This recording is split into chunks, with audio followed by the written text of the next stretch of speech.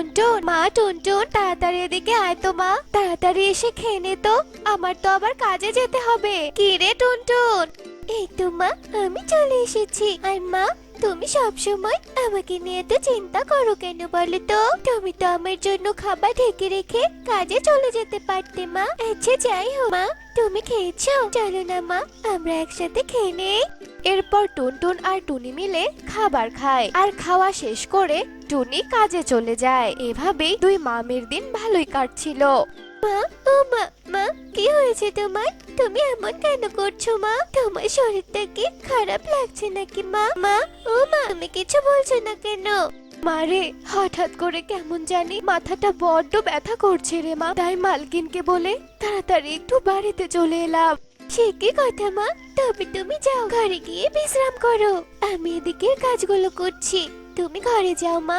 এরপর টুনি ঘরে চলে যায় আর টুনটুন বাড়ির কাজ করতে থাকে। আর টুনটুনের কাজ শেষ হলে টুনি তার মায়ের কাছে চলে যায়। টুনি তার মায়ের কাছে গিয়ে দেখে তার মা কাঁদছে। কি মা, তোমার গায়ে তো ভীষণ জ্বর, এখন কি হবে মা? এখন তো অনেক রাত হয়ে গেছে, এখন আমি ডাক্তারের কাছে যাবো বা কি করে বলো মা? আমি বরং মায়ের মাথায় একটু জল পড়তে দিয়ে দিই, তাতে যদি মায়ের একটু জ্বর কমে যায়। এরপর টুনটুন জলপট্টি নিয়ে আসে আর টুনির মাথায় জলপট্টি দিয়ে দেয়। আর টুনির সেবা করতে করতে রাত কেটে ভোর হয়ে যায়। মায়ের কিছুটা জ্বর কমলেও তো মা এখনো সুস্থ হয়নি, আর এমন অসুস্থ শরীর নিয়ে তো মা কিছুতেই কাজে যেতে পারবে না এখন। তাই মা যতদিন না সুস্থ হচ্ছে ততদিন আমাকেই সংসার চালানোর একটা ব্যবস্থা করতে হবে। এসব কথা ভেবে টুনটুন সুখী পায়রার বাড়িতে যায় আর টুনির অসুস্থতার ব্যাপারে সব কথা সুখী পায়রাকে খুলে বলে। মালকিন, আপনি তো সবই শুনলেন, মা তো আর এই অবস্থায় কাজ করতে পারবে না, তাই বলছিলাম কি মালকিন, একদিন না হয় আমি মায়ের বদলে কাজ করি। না বাপু, তা হবে না। তুই অত ছোট একটা মেয়ে, তুই কি কাজ করবি? আমি অন্য কোনো কাজের লোক খুঁজে নেব। নে তোর মায়ের এ মাসের কাজের টাকা, আর তোর মাকে বলে দিস তোর মাকেও আর কাজে আসতে হবে না। এ কথা বলে সুখী পায়রা টুনটুনকে তাড়িয়ে দেয় আর টুনটুন অসহায় হয়ে বাড়িতে ফিরে আসে। এবার আমি কি করব? সুখী মাসি তো আর আমার মাকে কাজে রাখবে না, আর এদিকে তো মাও অসুস্থ, আর হাতে যা টাকা আছে তা দিয়েই না হয় আমি আমার মায়ের জন্য খাবার আর ওষুধ কিনবো, আর তারপর না হয় আমি একটা কাজ করে খাবারের ব্যবস্থা করব। এরপর টুনটুন তার ভাবনা মতোই কাজ করে। টুনটুন বাজার থেকে ঔষধ আর খাবার নিয়ে আসে আর টুনিকে খাওয়ায়। এভাবেই সময় কেটে যেতে থাকে। মা তো কিছুতেই সুস্থ হচ্ছে না, আর আমার কাছে যে কটা টাকা ছিল তাও তো ফুরিয়ে গেছে। এবার কি হবে? আমাকে তো কেউ কাজ দিচ্ছে না, আর আমি এমন হতভাগ্য মেয়ে যে মায়ের এমন অসুস্থতায় না পারছি মাকে ঠিক মতো খাওয়াতে, আর না পারছি ঠিক মতো মায়ের চিকিৎসা করতে। না, আর এভাবে চুপ করে বসে থাকবো না আমি, এবার না হয় শেষ চেষ্টা একবার করে দেখি। এরপর টুনটুন আবারও কাজ খুঁজতে বেরিয়ে পড়ে আর সবার ঘরে ঘরে গিয়ে কাজ চাইতে থাকে। কাকুলি মাসি, ও কাকুলি মাসি, তোমার তো এত বড় একটা হোটেল, এখানে তো প্রতিদিন কত কাজ পড়ে থাকে, তুমি আমাকে একটা কাজ দাও না কাকুলি মাসি। আমাকে না হয় বাসন মাজার কাজ চাই দাও, ঘরে যে আমার অসুস্থ মা পড়ে আছে, মাকে নিয়ে যে আমি বড্ড বিপদে আছি গো। দেখ টুনটুন, তোর মা অসুস্থ, এই জন্য তোকে খাবার দিচ্ছি, তোর মাকে নিয়ে গিয়ে খাওয়াই, কিন্তু আমি তোকে কোনো কাজ দিতে পারবো না, বুঝেছিস? তুই যা এখন এখান থেকে যা। এরপর কাকলি টুনটুনের হাতে কিছু খাবার তুলে দিয়ে টুনটুনকে হোটেল থেকে বিদায় করে দেয়। কিন্তু টুনটুন হাল না ছেড়ে কাজ খুঁজতেই থাকে, কিন্তু কোথাও কোনো কাজ খুঁজে পায় না। অবশেষে টুনটুন শুকনো মুখেই বাড়িতে চলে আসে। উপরওয়ালা, সবাই এত নিষ্ঠুর কেন? কতজনের কাছে গিয়ে কাজ চাইলাম, নিজের দুঃখের কথাগুলো খুলে বললাম, কিন্তু কারোর মনে একটুও দয়া হলো না। হে উপরওয়ালা, তুমি আমাকে তোলে না উপরওয়ালা। টুনটুন যখন এসব কথা বলে কাঁদছিল তখন সে দেখতে পায় টুনি ঠান্ডায় ভীষণ কাঁপছে। ঠিকই, মায়ের নিশ্চয় অনেক ঠান্ডা লেগেছে, কিন্তু এখন আমি কি করব? ঘরে তো কাঁথা কম্বল কিচ্ছু নেই। এখন আমি মায়ের শরীর কি দিয়ে ঢেকে দেব? আর আমি মায়ের এতটাই হতভাগ্য সন্তান যে আমি এখনো একটা কাজই ঠিক করতে পারলাম না। কিন্তু এখন আমি উপার্জন করব কি করে? আর মায়ের জন্য কাঁথা কম্বলই বা কিনবো কি করে?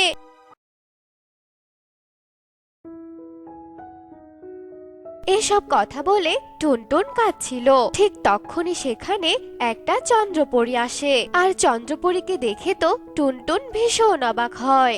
ভয় পেও না তুমি, আমি হলাম চন্দ্রপরী। আমি তোমার দুঃখ দেখে তোমার কাছে এসেছি গো। আসলে আমি চাঁদে বসে পৃথিবী দেখছিলাম, ঠিক তখনই আমি খেয়াল করলাম তুমি অসহায়ের মতো কাঁদছো। তাই আমি তখনই তোমাকে সাহায্য করার জন্য ছুটতে চলে এলাম। তোমার কিসের এত দুঃখ বলো তো? এরপর টুনটুন চন্দ্রপরীকে সব কথা খুলে বলে, আর এসব কথা শুনে চন্দ্রপরীর অনেক মায়া হয়। আর চন্দ্রপরী জাদু করে একটা কম্বল আর অনেকগুলো সোনার মুদ্রা নিয়ে আসে। এই সব কিছু তোমার, তুমি এই কম্বল দিয়ে তোমার মায়ের শরীর ঢেকে দাও। আর এই কম্বল তোমার মায়ের শরীরে থাকলে তোমার মা একদম সুস্থ হয়ে যাবে। আর এই স্বর্ণ মুদ্রা দিয়ে তুমি অনেক সুখেই দিন কাটাতে পারবে। এসব কথা বলে চন্দ্রপরী অদৃশ্য হয়ে যায়। আর চন্দ্রপরীর কথা মতো টুনটুন চন্দ্রপরীর দেওয়া কম্বল নিয়ে টুনির শরীর ঢেকে দেয়। আর পরদিন সকাল হতে টুনি একেবারে সুস্থ হয়ে যায়। আর টুনি সুস্থ হয়ে চোখের সামনে এত স্বর্ণমুদ্রা দেখে তো ভীষণ অবাক হয়। অবাক হয়ে না মা, এই সব কিছু চন্দ্রপুরীর উপহার। আর চন্দ্রপুরীর দেওয়া উপহার কম্বলের কারণে তো আজ তুমি সুস্থ হয়ে গেছো। আমাদের আর কোনো অসুবিধা হবে না মা। আর মা, এখন থেকে তোমাকে আর কারো বাসায় কাজ করতে হবে না। আমরা চন্দ্রপুরীর দেওয়া উপহারের সাহায্যে সুখে দিন কাটাতে পারবো। টুনটুনের এসব কথা শুনে টুনি ভীষণ খুশি হয়। আর সেদিন থেকে টুনি আর টুনটুন চন্দ্রপুরীর দেওয়া উপহারের সাহায্যে অনেক সুখে দিন কাটাতে থাকে। তো বন্ধুরা, আমাদের আজকের এই গল্পটি তোমাদের কাছে কেমন লেগেছে তা কমেন্টে জানাতে ভুলো না কিন্তু।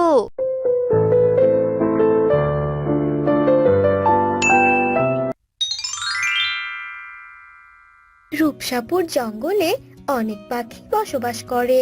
সেখানে টোনা আর টুনি নামে এক দম্পতিও বাস করে, কিন্তু দুর্ভাগ্যবশত তাদের কোনো সন্তান ছিল না। একদিন ওরা দুজনেই রাস্তা দিয়ে হেঁটে যাচ্ছিল, তখন জঙ্গলের সব পাখিরা তাদেরকে দেখে বলতে থাকে, এই এই তোমরা সবাই দেখো, বন্ধা দম্পতি যাচ্ছে। একটা সন্তান জন্ম দেওয়ার মুহূর্ত নেই, আবার সেখানে বুক ফুলিয়ে রাস্তা দিয়ে হেঁটে যাওয়া হচ্ছে। ছি, না জানি এদের অমঙ্গলের ছায়া কখন আমাদের সন্তানের উপর এসে পড়ে, আর আমাদের সন্তানটাও অপয়া হয়ে যায়। এসব কথা শুনে টোনা টুনি বুক ভরা কষ্ট নিয়ে কাঁদতে কাঁদতে তাদের বাড়িতে চলে যায়। টোনা, আর আর কতদিন আমরা এমন অপমান সহ্য করব বলো? সৃষ্টিকর্তা কি একটা সন্তানও আমাদের দেবে না? বলো টোনা, তুমি বলো। টুনি, তুমি আর কেঁদো না গো, আমি একজন তান্ত্রিক বাবার সন্ধান পেয়েছি। বলো, তোমাকে আজ আমি সেখানে নিয়ে যাব। আমারও যে আর পাখিদের এইসব বাজে কথা আর শুনতে ইচ্ছে করছে না, তাই চলো আমরা সাধু বাবার কাছে যাব। দেখি যদি বাবা আমাদের জন্য কিছু করতে পারেন। তুমি যেখানে নিয়ে যাবে আমি সেখানেই যাব, তবু আমার একটা সন্তান চাই। এরপর তারা দুজনে মিলে তান্ত্রিকের কাছে যায়। তান্ত্রিককে সবটা খুলে বলে। সব শুনে তান্ত্রিক ওদের বলে, এই নে মন্ত্রসিক্ত ফুল, আর এই ফুলগুলো নিয়ে সুন্দর একটি ঘর বানাবি।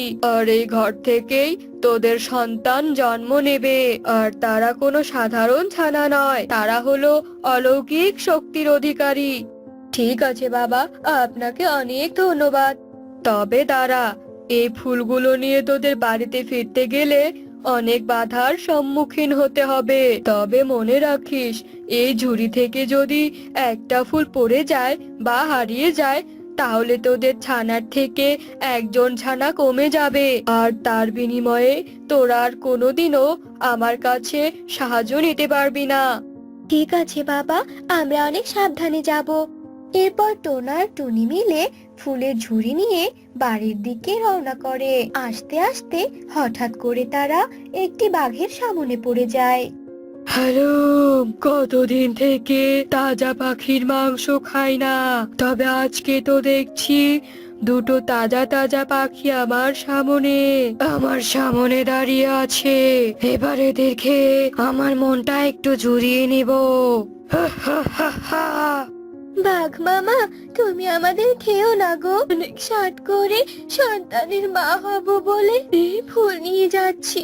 তুমি আমার সেই ইচ্ছেটাকে নষ্ট করে দিও না গো বাঘ মামা। তোদের ইচ্ছে পূরণ করতে গিয়ে যে আমাকে না খেয়ে থাকতে হবে, আর সেটা তো আমি একদম মেনে নেব না। এই বলে সেই বাঘটা টোনা আর টুনির উপরে আক্রমণ করতে যায়। টোনা আর টুনি কোন রকমে ফুলগুলো নিয়ে উড়াল দিয়ে চলে যায়, আর তখনই ঝুড়ি থেকে 6টি ফুল মাটিতে পড়ে যায়। বাঘের কারণে তারা আর ফুলগুলো তুলে নিতে পারে না। এদিকে বাঘটা তাদের দুজনের পিছনে ছুটতে থাকে, কিন্তু কিছু দূর গিয়ে বাঘ আর তাদেরকে ধরতে পারে না। টোনা টুনি নিজেদের বাসায় ফিরে যায়। টোনা, এবার কি হবে বলো তো? আমাদের ঝুড়ি থেকে তো 6টি ফুল নিচে পড়ে গিয়েছে। এবার কি তাহলে আমি সন্তানের মুখ দেখতে পাবো না?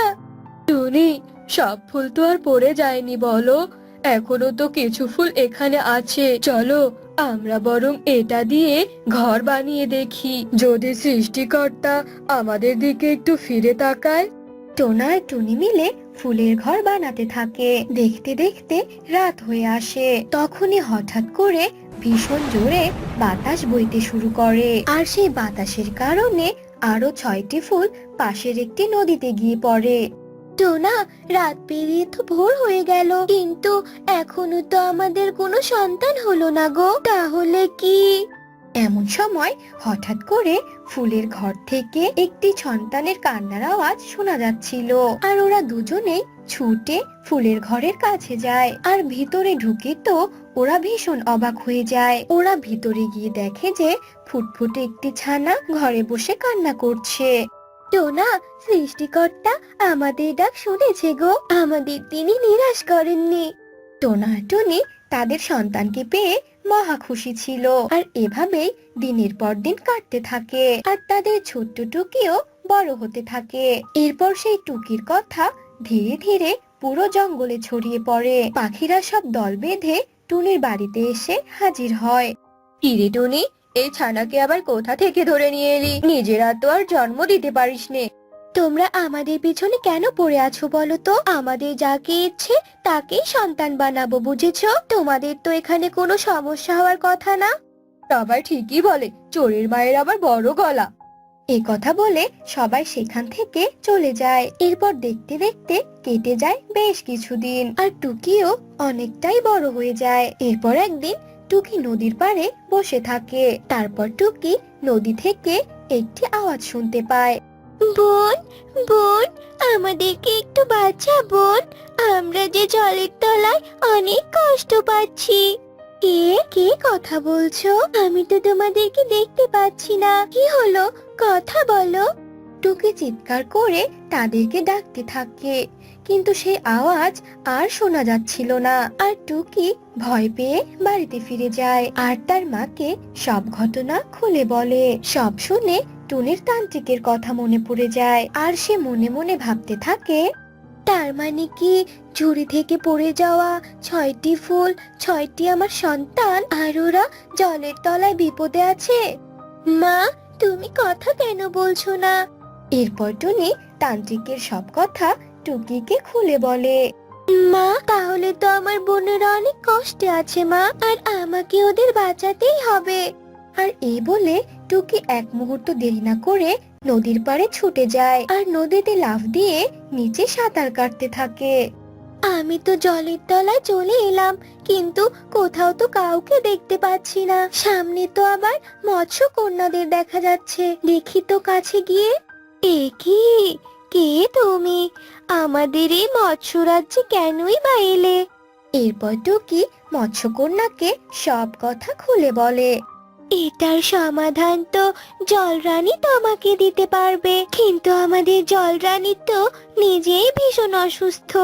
কি করলে তোমাদের জলরানী সুস্থ হয়ে উঠবে? এই জলের তলায় আছে বিরাট পদ্ম ফুল, যেই ফুল শুধু জলের তলাতেই হয়ে থাকে। ওটা এনে যদি রানীমার গায়ে এনে স্পর্শ করানো যায় তাহলেই রানীমা সুস্থ হয়ে উঠবে। কিন্তু ওই ফুলের কাছে আমরা কখনোই যেতে পারবো না। তুমি চেষ্টা করলেই যেতে পারবে। তুমি শুধু আমাকে ওই ফুলের কাছে নিয়ে যাও। এরপর মৎস্যকন্যা টুকিকে নিয়ে পদ্ম ফুলের কাছে যায়, আর টুকি চোখ বন্ধ করে পদ্ম ফুলের কাছে যায় আর ফুলটা তুলে নিয়ে সোজা জলরানীর কাছে যায়, আর পদ্ম ফুলটা জলরানীর শরীরে স্পর্শ করায়, আর সাথে সাথে জলরানী একদম সুস্থ হয়ে ওঠে। আমাকে সুস্থ করে তোলার জন্য তোমাকে অনেক ধন্যবাদ। এবার আমাকে বলো তো, তুমি এই মৎস্য রাজ্যে কেন এসেছো? তারপর টুকি জলরানীকে সব কথা খুলে বলে, এবং তা শুনে জলরানী বলে, হ্যাঁ, সবই তো শুনলাম। তোমার ওই 6 বোন ফুল হয়ে আমার মৎস্য রাজ্যে এসেছিল, আর আমি ওদের জন্মের পর ওদেরকে অনেক সুরক্ষিত রেখেছিলাম। ওই তো ওরা, যাও ওদের এবার ফিরিয়ে নিয়ে যাও। জলরানী, আপনাকে অনেক ধন্যবাদ। বোনেরা, চল, তোদেরকে যে এবার মায়ের কাছে যেতে হবে। এরপর টুকি তার বাকি 6 বোনকে নিয়ে বাড়িতে ফিরে যায়, আর ওই ফুলের ঘরে 7 ছানা একজোট হয়ে বসে পড়ে। এবার আমার ফুলের ঘরের 16 আনা পূর্ণ হয়েছে। এখন আর জঙ্গলের কেউ এসে আমাদের আর অপমান করতে পারবে না। এবার আমি আমার পাগলি বউ আর 7 ছানাকে নিয়ে অনেক সুখে দিন কাটাবো। আহাহাহাহা। টোনার এমন কথা শুনে সবাই হাসতে থাকে। এরপর থেকে কোনো প্রতিবেশী টোনা আর টুনিকে কথা শোনাতে পারে না, আর টোনা টুনি ওদের 7 ছানাকে নিয়ে সুখে শান্তিতে দিন কাটাতে থাকে। তো বন্ধুরা, আমাদের আজকের গল্প তোমাদের কাছে কেমন লেগেছে তা অবশ্যই কমেন্ট করে জানাবে।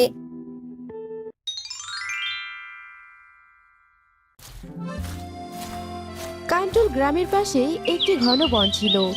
সেই বনে বাস করত একটি টুনি পাখি। মা টুনটুন, তুই একটু বাসায় থাক বুঝলি, আমি একটু গিয়ে দানা খুঁজে নিয়ে আসি। কাল যা দানা এনেছিলাম তা তো সব খেয়ে ফেলেছিস। ঠিক আছে মা, তুমি যাও, আমি বাসাতেই আছি। তবে তাড়াতাড়ি আসবে কিন্তু, আমার যে ভীষণ খিদে পেয়েছে। এরপর টুনি তাড়াতাড়ি করে বনে যায় এবং অনেক খোঁজাখুঁজি করে কিছু দানা নিয়ে আসে। টুনি বাসাতে ফিরে দেখে টুনটুন বাসায় নেই। দেখেছো, ও নাকি বললো ওর অনেক খিদে লেগেছে, তার জন্য আমি তাড়াতাড়ি করে বাসায় আসলাম। আর এসে কিনা দেখি বাসায় নিয়ে খেলতে গেছে। এই মেয়েটাকে নিয়ে আমি আর পারি না বাপু, সারাদিন শুধু এদিক ওদিক ঘুরে বেড়ানো। মা মা, তুমি এসেছো? দাও দাও, আমাকে দানা খেতে দাও, আমি তো দানার জন্য বাইরে অপেক্ষা করছিলাম। হ্যাঁ, সেই তুমি কত অপেক্ষা করেছো আমি সব জানি। নে নে, এখন খেয়ে নে। এরপর তারা দুই মা মেয়ে মিলে খাবার খেতে শুরু করে। এভাবেই টুনির দিনকাল ভালোই চলছিল, কিন্তু হঠাৎই একদিন টুনটুন অনেক অসুস্থ হয়ে পড়ে।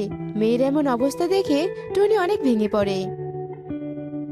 মা টুনটুন, তোর হঠাৎ করে কি হলো মা? তুই কেন কথা বলছিস না? তোর কিছু হয়ে গেলে আমি কাকে নিয়ে থাকবো রে মা? ভগবান, আমার মেয়েটাকে সুস্থ করে দাও। টুনি যখন টুনটুনকে নিয়ে কাঁদছিল তখনই সেখানে সুখী পায়রা চলে আসে। আর কি হয়েছে জানতে চাইলে টুনি তাকে সবকিছু খুলে বলে। আর এসব শুনে সুখী পায়রা বলতে থাকে, টুনি, তুমি আর কেঁদো না বোন। আমি শুনেছি আমাদের জঙ্গলের উল্লু পেঁচা নাকি অনেক ভালো ডাক্তার। উনি সব রোগেরই অনেক ভালো চিকিৎসা করতে পারে। তাই বলছিলাম কি, তুমি যদি একবার টুনটুনকে ওনার কাছে নিয়ে যাও তাহলে হয়তো টুনটুন সুস্থ হতে পারে। তুমি সত্যি বলছো বোন? তবে আমি আজই আমার মেয়েকে উল্লু ডাক্তারের কাছে নিয়ে যাব। তোমাকে অনেক ধন্যবাদ বোন, আমাকে এই খবরটা দেওয়ার জন্যে। এরপর সুখী পায়রা সেখান থেকে চলে যায়, আর টুনি তার অসুস্থ ছানাকে নিয়ে উল্লু প্যাঁচার কাছে যায়। উল্লু প্যাঁচা টুনটুনকে পরীক্ষা নিরীক্ষা করে দেখে বলে, টুনি, সর্বনাশ হয়ে গেছে। তোমার মেয়ের তো কোনো সাধারণ রোগ হয়নি, এ এক বিশাল অসুখ। এ তো কোনো ওষুধে ভালো হবে না। তোমার মেয়েকে একমাত্র তুমিই বাঁচাতে পারো। তুমি যদি ওকে কলা গাছে ধরা আনারস খাওয়াতে পারো, তবেই ওর রোগ ভালো হবে। আর সেই কলা গাছ তোমাকেই রোপণ করতে হবে এবং সেই বীজও তোমাকেই খুঁজে বের করতে হবে। এইসব তুমি কি বলছো উল্লু পেঁচা? কলা গাছে আনারস, কিন্তু এমন বীজ আমি কোথায় পাবো? তুমি যদি জেনে থাকো তাহলে আমাকে একটু সাহায্য করো। শোনো, তুমি এই বীজ পাবে একমাত্র মেঘের রাজ্যে, আর মেঘের রাজ্যে থাকে ঈগল মহারাজ। তুমি সেই ঈগল মহারাজের কাছ থেকে বীজ এনে যদি রোপণ করো, তাহলে সেখান থেকে কলা গাছ হবে, আর কলা গাছে ধরবে আনারস। সেই আনারস তোমার মেয়েকে খাওয়ানোর পরই তোমার মেয়ে সুস্থ হয়ে উঠবে। যাও টুনি, আর দেরি করো না। তুমি যখন বলছো তবে আমি নিশ্চয় যাব। আমি আমার মেয়েকে বাঁচাবই, ও ছাড়া যে আমার আর কেউ নেই। এরপর টনি ওর ছানাকে নিয়ে বাসায় চলে যায়, আর বাসায় গিয়ে মেঘের দেশে যাওয়ার জন্য রওনা হয়। আর উঠতে উঠতে টনি নদী, বন, পাহাড় সবকিছু পাড়ি দেয় এবং এক পর্যায়ে উঠতে উঠতে সে অনেক ক্লান্ত হয়ে যায়। না, আমি আর উঠতে পারছি না, এবার কোথাও আমাকে একটু বিশ্রাম নিতে হবে। তারপর টনি একটি পাহাড়ের উপর উঠে বসে এবং সেখানে উঠে দেখতে পায় একটি লাল ফল। টনি সেই লাল ফলটি নিয়ে আবার রওনা হয়। তারপর অবশেষে টনি মেঘের রাজ্যে চলে যায়। মেঘের রাজ্যে তো চলে এলাম, কিন্তু এখানে ঈগল মহারাজ কোথায় থাকে আমি তো সেটা বুঝতেই পারছি না। না, মনে হয় আশেপাশেই কোথাও আছে। এরপর টনি আশেপাশে ঈগল মহারাজকে খুঁজতে থাকে, আর অবশেষে ঈগল মহারাজকে খুঁজে পায়। এ কি, কে তুমি? তোমাকে তো আমার মেঘের রাজ্যে আগে কখনো দেখিনি, আর এখানে এসেছো কি কাজে? এরপর টুনি তার সব কথা ঈগলকে খুলে বলে আর অনেক কান্নাকাটি করতে থাকে। এইসব শুনে ঈগল বলতে থাকে, না না না না না, আমি তোমাকে সেই বীজ দিতে পারবো না। তুমি এখন এখান থেকে আসতে পারো। এমনিতেই আমি আমার গিন্নিকে নিয়ে খুব চিন্তিত। আমার ভালো লাগছে না, তুমি এখন যাও এখান থেকে, যাও। না না মহারাজ, আমাকে তাড়িয়ে দিবেন না, আমি যে অনেক কষ্ট করে এখানে এসেছি।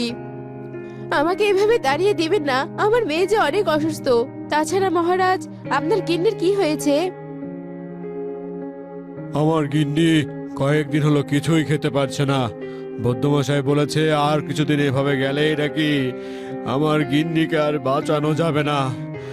টুনি, টুনি, তুমি যদি আমার গিন্নিকে সুস্থ করতে পারো, তবে আমি তোমাকে সেই বীজটা দেব। মহারাজ, আপনি আমাকে রানীমার কাছে নিয়ে চলুন, আমি যে করেই হোক রানীমাকে সুস্থ করে তুলব। এরপর টুনি ঈগল রানীর কাছে যায় আর তার হাতে থাকা লাল ফলটি ঈগল রানীকে খাইয়ে দেয়। আর সেই লাল ফলটি ঈগল রানীকে খাওয়াতেই রানী সুস্থ হয়ে যায়। রানী সুস্থ হয়ে তার পাশে থাকা ফলগুলো খেতে থাকে, যা দেখে ঈগল খুব খুশি হয় আর টুনির হাতে সেই বীজটি দিয়ে দেয়। ধন্যবাদ মহারাজ, আপনাকে অসংখ্য ধন্যবাদ। এখন আমি তাহলে আসি, আপনি আমার অনেক বড় উপকার করলেন। এরপর টুনি সেই বীজটি নিয়ে তার বাসার দিকে রওনা দেয় এবং অনেকক্ষণ যাবৎ ওড়ার পর টুনি তার বাসায় পৌঁছে যায়। তারপর টুনি আর দেরি না করেই তার বাসার সামনে সেই বীজটি রোপণ করে। যাক, অবশেষে বীজটা রোপণ করা হলো। এখন শুধু সেই কলা গাছ আর কলা গাছে আনারস ধরার বাকি। যাই, একটু মেয়েটার কাছে যাই, মেয়েটা হয়তো অনেকক্ষণ ধরে না খেয়ে আছে। এরপর পরের দিন সকালে টুনি যখন ঘুম থেকে উঠে বাহিরে আসে, তখন সে দেখতে পায় সেই বীজটি থেকে একটি কলা গাছ হয়েছে, আর সেই কলা গাছটিতে একটি আনারসও ধরেছে। এসব কিছু দেখে টুনি ভীষণ অবাক হয়ে যায়। আরে বাহ, সত্যি তো কলা গাছে আনারস ধরেছে, তবে ভগবানের আশীর্বাদে আমি আমার মেয়েটিকে বাঁচাতে পারবো। যাই, আর দেরি না করাই ভালো। এরপর টুনি সেই আনারসটি নিয়ে তার মেয়েকে খাইয়ে দেয়। আনারসটি খাওয়াতেই তার মেয়ে টুনটুন খুব তাড়াতাড়ি সুস্থ হয়ে যায়। আর টুনটুনকে সুস্থ দেখে টুনি অনেক খুশি হয়। মা মা, আমার তো এখন অনেক সুস্থ লাগছে, তাহলে আমি একটু খেলতে যাই মা। ও সুস্থ হয়ে তোর আগেই খেলার কথা মনে পড়েছে তাই না? এই সময় তুই একদম কোথাও খেলতে যাবি না। দুদিন ভালোভাবে বিশ্রাম নে আগে। এরপর থেকে টুনি তার মেয়েকে নিয়ে খুব সুখে শান্তিতে দিন কাটাতে থাকে।